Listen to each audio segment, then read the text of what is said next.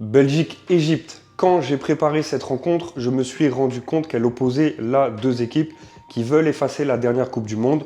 La Belgique cherche à se retrouver et à retrouver le niveau qui lui avait permis d'atteindre les demi-finales en 2018, alors que l'Égypte revient dans cette compétition avec l'envie de montrer un tout autre visage qu'en 2018.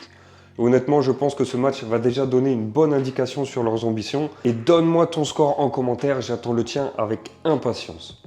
La Belgique, ces dernières années, a connu des hauts et des bas. Après sa demi-finale en 2018, elle est sortie dès la phase de groupe au Qatar, puis a quitté l'Euro 2024 en huitième de finale, après une prestation très décevante contre la France. Pourtant, depuis les qualifications, je trouve que cette équipe a retrouvé une certaine régularité. Elle est restée invaincue en 8 rencontres avec 5 victoires, même si elle n'a terminé qu'avec 2 points d'avance sur le Pays de Galles.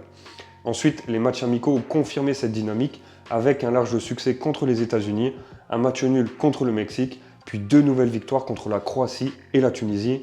Ce que je retiens surtout là, c'est que la Belgique arrive avec de la confiance et des résultats positifs. En face, l'Égypte retrouve une Coupe du Monde qu'elle n'a disputée qu'à 2 reprises depuis 1990. Sa qualification a été très bien maîtrisée avec une première place dans son groupe devant le Burkina Faso, portée notamment par les 9 buts inscrits durant les éliminatoires. La CAN s'est arrêtée juste au pied du podium avec une défaite lors du match pour la 3e place contre le Nigeria, mais les matchs de préparation ont montré une équipe capable de rivaliser avec de belles sélections.